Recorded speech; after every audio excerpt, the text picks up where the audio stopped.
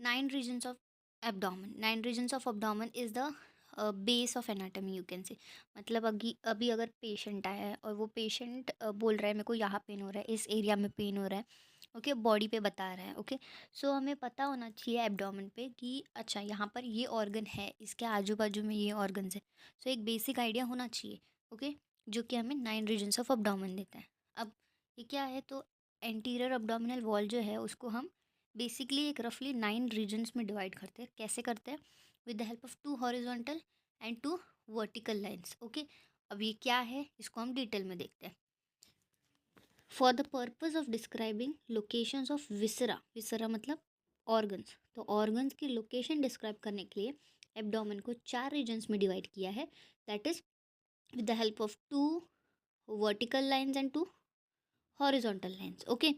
Now ये जो horizontal दो लाइंस है उसको क्या बोलते हैं? पहला पहला ऊपर वाला लाइन ट्रांसपाइलोरिक प्लेन, दूसरा नीचे वाला लाइन ट्रांस ट्यूबरक्युलर प्लेन। अब इसकी लोकेशंस क्या है? और ये जो वर्टिकल दो लाइंस हैं उन दोनों को बोलते हैं राइट लेटरल प्लेन्स और लेफ्ट लेटरल प्लेन्स, ओके।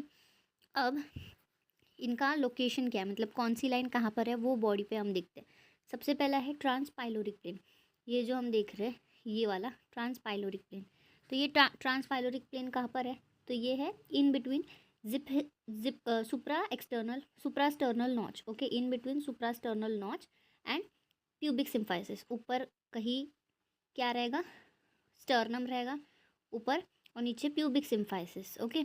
सो इस दोनों के बीच में ये पूरा ही नाइन रीजन्स है और ये दोनों लाइंस भी है, ऐसा इन जनरल बोला है। और ट्रांस पाइलोरिक प्लेन जो है वो इन दोनों के बीच में, और ट्रांस ट्यूबरक्युलर प्लेन जो है वो यहाँ पर होता है। वो हम डायग्राम के हिसाब से देखते हैं, ठीक है। सबसे पहले क्या दिया है? In between suprasternal notch and pubic symphysis, then रफली a hands breadth below xiphisternal joint, okay.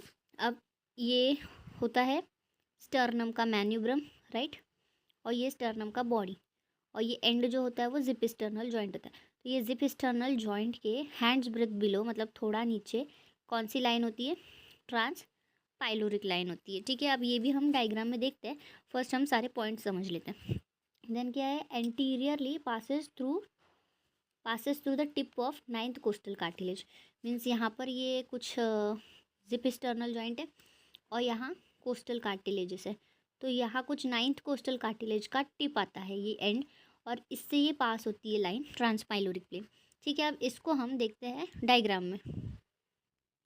सो यहाँ पर हम डायग्राम में देख सकते हैं ट्रांसपाइलोरिक प्लेन ये है, ओके। और ये ट्रांसपाइलोरिक प्लेन से ये स्टर्नम है, और ये स्टर्नम का जिपिस्टर्नल नॉच है, और जिफॉइड प्रोसेस और स्टर्नम के बीच में जिपिस्टर्नल नॉच है, और उससे हैंड्स ब्रेथ बिलो क्या है? ये ट्रांसपाइलोरिक प्लेन है, ठीक है। देन और क्या पॉइंट था? तो between suprasternal notch and pubic symphysis, तो ये सुप्रास्टर्नल नॉच है और ये प्यूबिक सिम्फाइसिस है, यहाँ पर कहीं प्यूबिक सिम्फाइसिस है, ठीक है। ये मतलब ऐसा 3D स्ट्रक्चर होगा। सो इसके कहीं बीच में होता है ये ट्रांसपाइलोरिक प्लेन, ये भी हमको दिख रहा है। और लास्ट पॉइंट था tip of ninth costal cartilage, तो ये नाइन्थ कोस्टल कार्टिलेज कंसिडर करते हैं हम।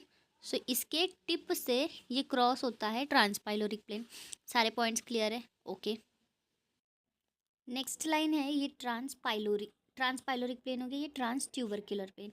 अब ये जो ट्रांस ट्यूबरक्युलर प्लेन है ना, ये कहाँ से जाता है? तो ये इलियक क्रेस्ट, अब ये इलियक क्रेस्ट है, ठीक है, प्यूबिक बोन का इलियक पार्ट, तो इलियक क्रेस्ट होता है ये, इसके इलियक क्रेस्ट से ये ट्रांसपाइलोरिक प्लेन पास होता है, ओके। अब अगर हम वर्टिब्रे की लेवल देखें तो ये दोनों प्लेन्स के वर्टिब्रे की लेवल बहुत इंपॉर्टेंट है, ठीक है। तो ये है ट्रांसपाइलोरिक प्लेन, ये है ट्रांस ट्यूबरक्युलर प्लेन।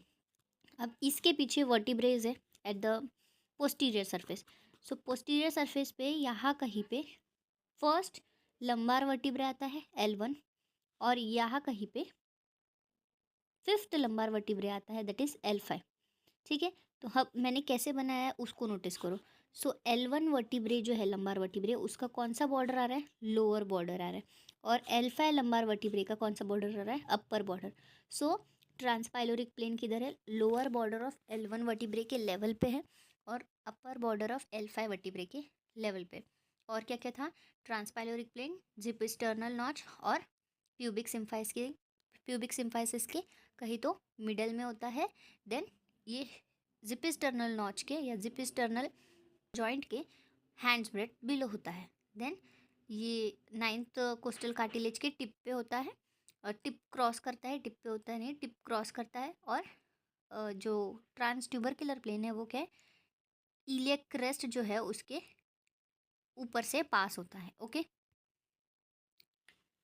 इसी डायग्राम में हम ये लेटरल प्लेन्स भी देखते हैं, that is right lateral plane and left lateral plane.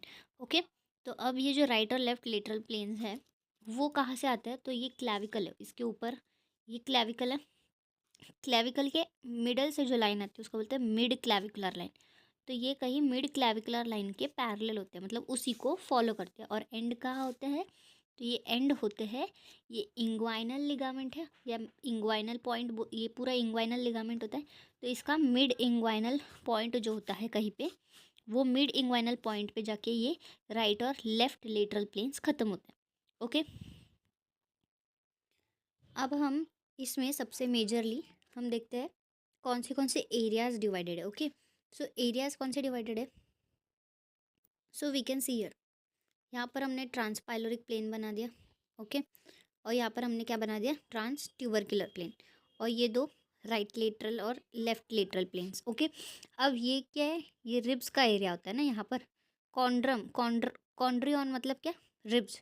Okay, तो ये रिब्स के एरिया के जस्ट पीछे होते हैं, इसके लिए इनको बोलते हैं हाइपोकॉन्ड्रिक। ओके, जस्ट नीचे होते हैं, इसके लिए उनको बोलते हैं हाइपोकॉन्ड्रिक रीजन। ओके, तो ये राइट हाइपोकॉन्ड्रिक रीजन है, ये लेफ्ट हाइपोकॉन्ड्रिक रीजन है, ये एपिगैस्ट्रिक रीजन है, स्टमक के जस्ट ऊपर होता है इसके लिए। देन ये अम्बलिकस के इधर है, इसके लिए अम्बलिकल रीजन, ये लेफ्ट लंबार, ये right lumbar at the level of lumbar vertebrae. Then ये इलियक रीजन के इधर आता है, इसके लिए right iliac, left iliac and stomach के नीचे वाला एरिया है, इसके लिए इसको हाइपोगैस्ट्रिक बोलते हैं। ओके, अब इस एरिया के इस रीजन्स के ऊपर ये 9 रीजन्स हो गए with the help of 2 vertical and 2 horizontal lines. तो इस रीजन्स में कौन से ऑर्गन्स मेजरली कौन सा एरिया ऑक्यूपाई कर रहे हैं वो हम डायग्राम के थ्रू देखते हैं।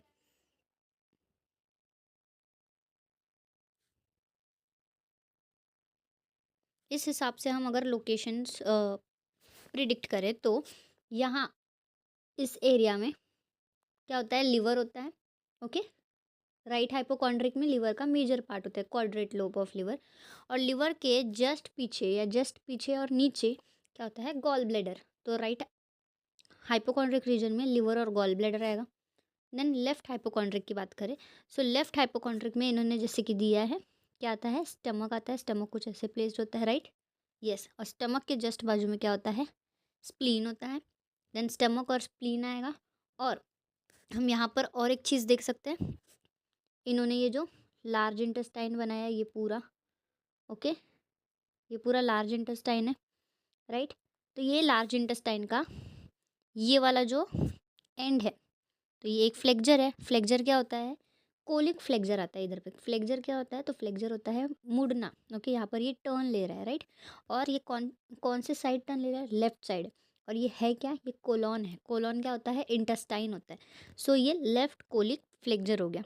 कहाँ आ रहा है, लेफ्ट हाइपोकॉन्ड्रिक रीजन में। तो लेफ्ट हाइपोकॉन्ड्रिक रीजन में 3 चीज़ें आती, सिर्फ यहाँ पर हम नोटिस करेंगे, यहाँ पर सिर्फ कोलिक फ्लेक्जर आ रहा है, कोलॉन नहीं आ रहा पूरा, या उसका कोई पार्ट नहीं आ रहा, सिर्फ कोलिक फ्लेक्जर आ रहा है। ओके, तो लेफ्ट हाइपोकॉन्ड्रिक में 3 चीज़ें, एक तो स्टमक, एक तो स्प्लीन और दूसरा left colic flexor.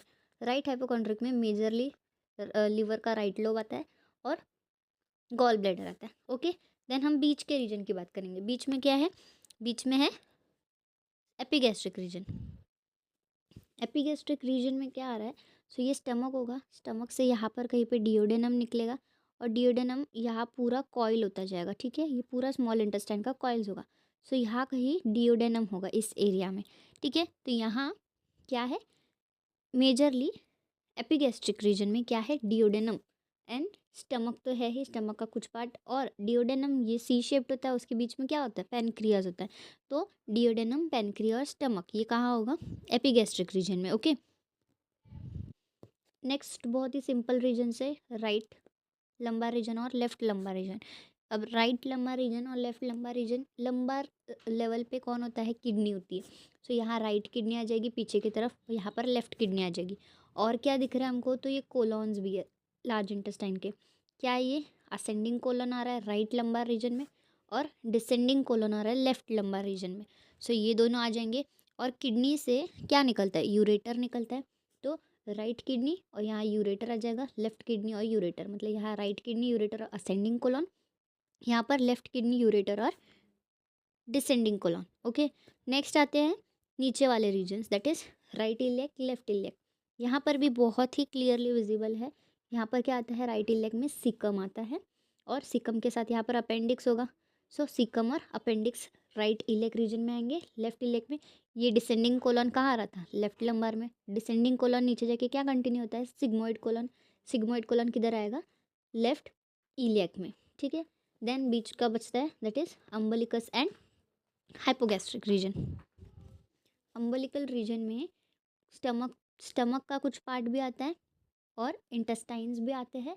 Small intestine के कॉइल्स, मैंने बोला था ये ऐसे पूरे स्मॉल इंटेस्टाइन के कॉइल्स ऑलमोस्ट सब जगह बिखरे हुए रहते हैं।